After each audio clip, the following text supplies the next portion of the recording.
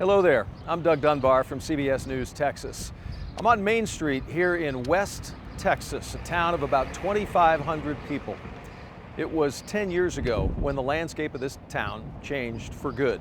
And it happened just about a mile or so down the railroad tracks here at the West Fertilizer plant. That night 10 years ago, the plant was on fire. It was around 7:30 in the evening. By 7:51 p.m., there was a massive explosion, a shock wave that went through this town all the way out to the interstate and off to the east and all the way to the south. Over 200 people were injured in that singular moment. Over 350 homes and businesses were destroyed. That included apartment buildings and a senior living facility. But the worst part of that night, 15 lives were lost in that singular moment. 12 first responders and 3 other people. 15 people who many in this town knew. As we begin our look back, as well as our look forward for the town of West, we get underway with our Jason Allen. Waco 911, do you have an emergency? Yes, we have an emergency over here in West Texas. I need as many East Texas trucks as you can send this way. We're getting all available fire units up there to take care of the situation, okay? It's got pneumonia and petroleum in it. Get in the house now, or we need to get in the car and go away. Because yes, that's why everybody's leaving this side of town. It's gonna blow. There's a freaking cloud. Look at that. Look at that. Holy something exploded. That explosion on April 17, 2013, sent a cloud towering over West Texas, a crater 8 feet deep down into the ground, and damage in all directions. All the way down this road, there is debris. There's a truck here that is covered in whatever this was that got blown up and destroyed. A blast equal to the force from 25,000 pounds of TNT came from a fertilizer facility that for years the town had peacefully just about surrounded. That put homes, schools, and playgrounds within hundreds of feet of the ammonium nitrate stored inside. They have ordered an evacuation of the town, and we're told that possibly toxic ammonia fumes are coming from the plant. And the volunteer firefighters who rushed to the scene did so without any previous training or drills on how to handle the materials inside. Some considered evacuating, but never did. 12 emergency responders died at the site. 3 people who lived nearby were also killed. More than 260 people were injured, filling beds in 4 local hospitals. Half the homes in the city were impacted, more than 140 destroyed, and the concussion ruptured city water lines and ruined wells and pumps.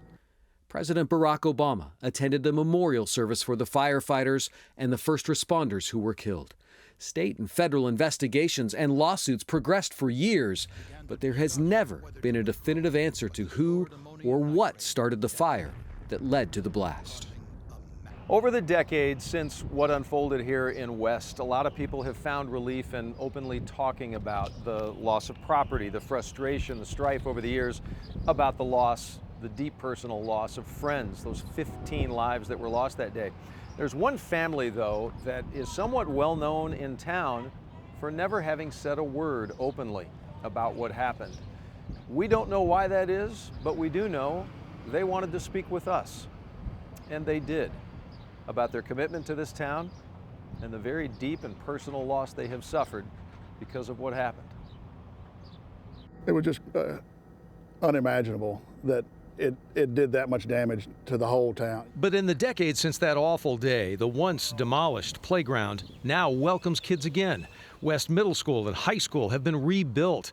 What time can't replace are the vivid memories of that night. The building was pretty inflamed at that time. I mean, it was really rolling. David Mailer is a McLennan County constable.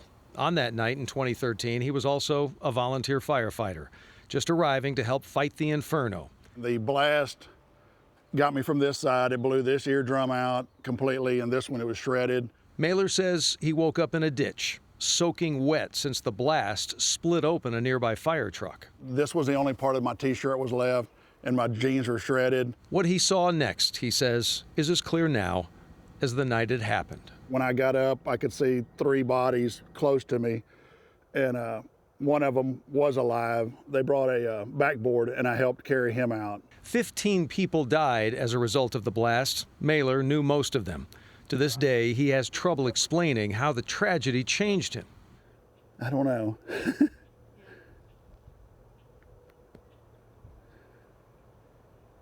I don't know.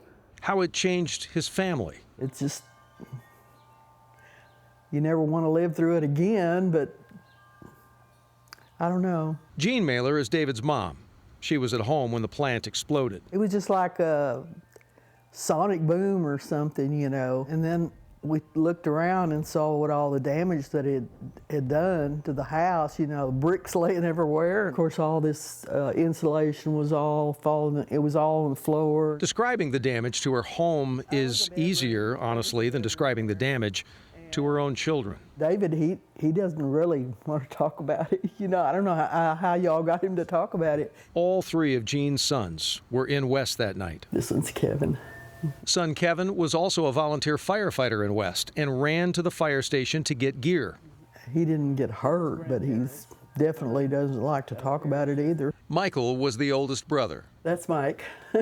He made it, so he's got to have more pictures in there. Michael was parked near the plant when the blast went off. When he came home, there was no windows in my car. He was barefooted. He was trying to walk on the glass, and his feet were bleeding. Mike Mailer's visible injuries eventually healed. It's the invisible wounds that didn't. He died a year later. He couldn't get over it. I went over one morning to pick him up to take him to the doctor, and I found him dead. And I was so depressed about it, you know. A painful reminder of what time and money could not fix. A decade later, damaged homes are repaired. This was the kitchen right back here where I have my office now. New homes are being built. A lot of things have happened since then. New families are moving in. But for the Mailers and some others in this resilient town, their eye on the future will forever include never letting go of memories past. Here in West, faith is a big part of this community. It's part, honestly, of what got them through everything in the days, the weeks, and the months, and the years that would follow.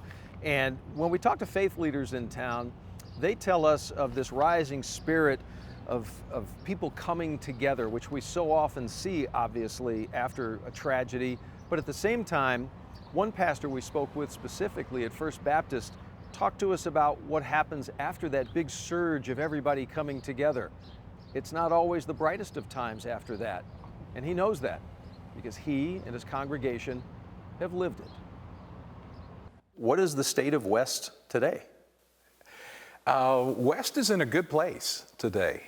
Pastor John Crowder is among those who lost his home 10 years ago, but what he, his congregation at First Baptist, and everyone in town all gained in the decade since is a step-by-step lesson in what a successful comeback looks like. We've learned that there is a predictable timeline after disasters. As the stunned town wandered in grief and depression in those first days after 15 lives were lost, emotions first centered on the overwhelming, burying friends and family, the enormous road ahead to rebuild. But then very quickly after that, there's an impressive rise in the emotional well-being of the community because we're able to say, look how we're coming together. We are West strong. We interviewed you 10 years ago. Wow. And you said, oh my goodness, this is scary. You said, I'm convinced that this community has what it takes to get through this thing. You said that. True? Absolutely true. Absolutely true.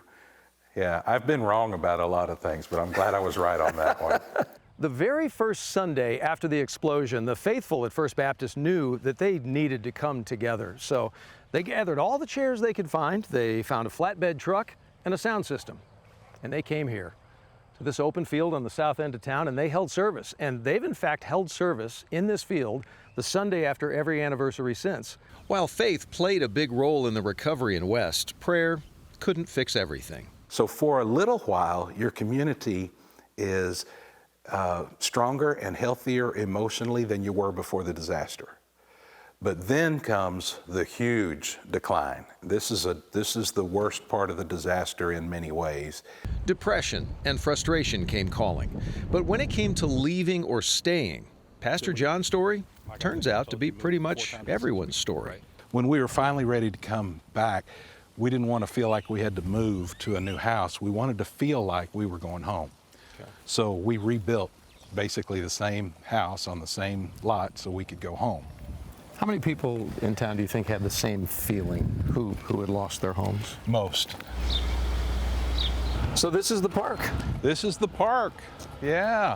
For the children of West, the history of what happened often begins with the subtle salutes they see to the town's first responders at the new playground that replaced what was destroyed. This is how we tell the story to them, how we start telling the story to them.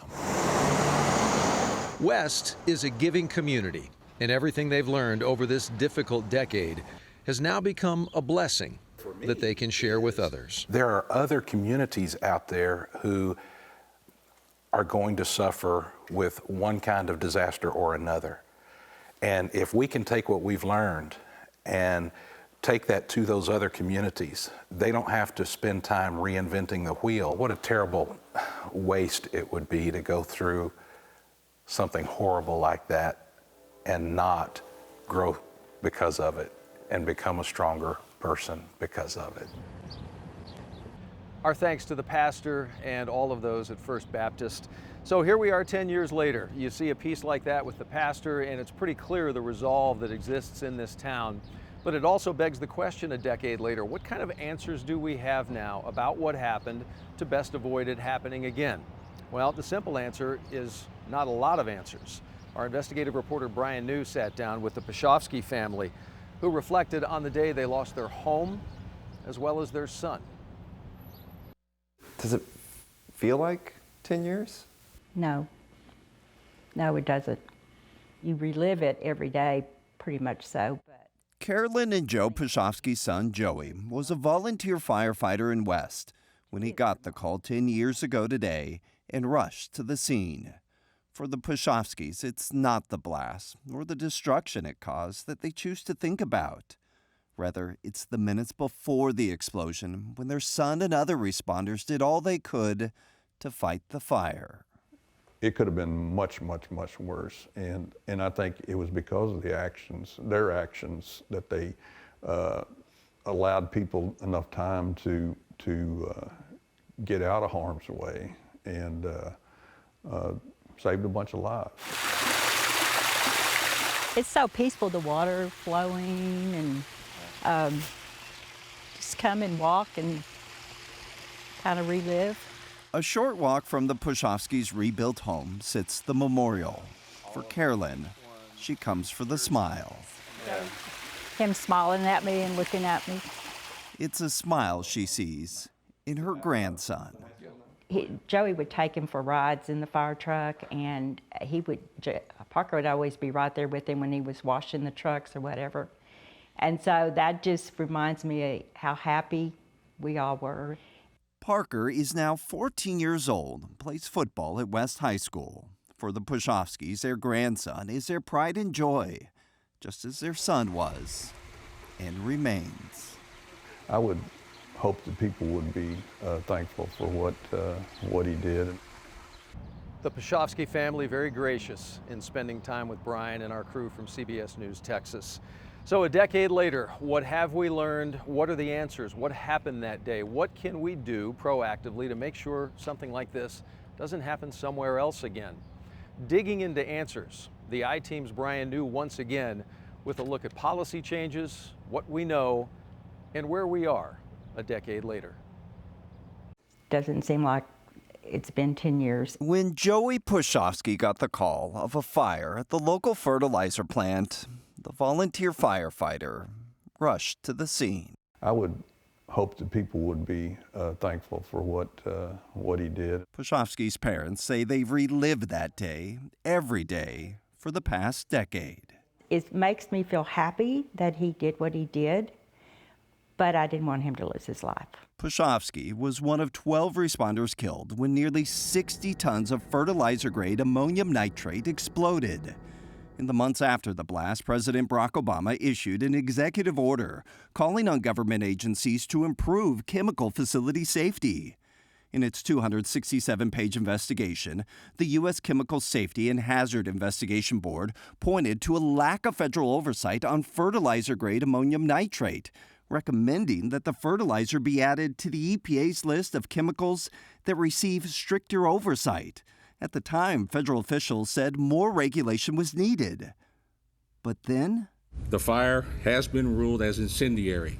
An unexpected announcement from the ATF in 2016 would lead to a change of course. This means this fire was a criminal act. Less than a year after the ATF's arson ruling, the new leadership at the EPA under the Trump administration decided if the fire was no accident, there was no need to update regulations on chemical plants. So many of the rules put in place after the West explosion were overturned. Basically, the ATF finding that it was arson was just a convenient excuse that the industry used to roll back the regulation. Jordan Barab was the second top official at OSHA at the time of the explosion. He says whether a fire is arson or accidental doesn't change the need for stricter safety regulations over the storage of chemicals. But the EPA leadership at the time didn't see it that way. The agency said the rules put in place after the West explosion were unnecessary administrative burdens and needed to go away. It's so peaceful, the water flowing, and just come and walk and kind of relive. Across the train tracks from the site of the former West fertilizer plant sits the memorial. Him smiling at me and looking at me. For the Pushofskis, they come for the smile, to remember and to hope. You would hope that, the regulations and the inspections and all that kind of thing would help to prevent something like this in the future. But with millions of Americans still living near ammonium nitrate storage facilities, safety experts say the risk, 10 years later, remains. We're always at risk of another West explosion. I mean, there's still not nearly enough control of many of the hazardous chemicals in these plants to protect the people working there, nor the people that are living in the vicinity of these plants. We hope all of this has given you some better perspective on what unfolded here in West 10 years ago. We hope it's inspired you perhaps to see this little town of 2,500 and all they've done to write their own comeback story when it could have easily gone the other way. We hope you reflect on the loss of those 15 wonderful people and the people here who continue to carry on and keep the spirit of West alive today. For all of us here at CBS News Texas, thanks for watching.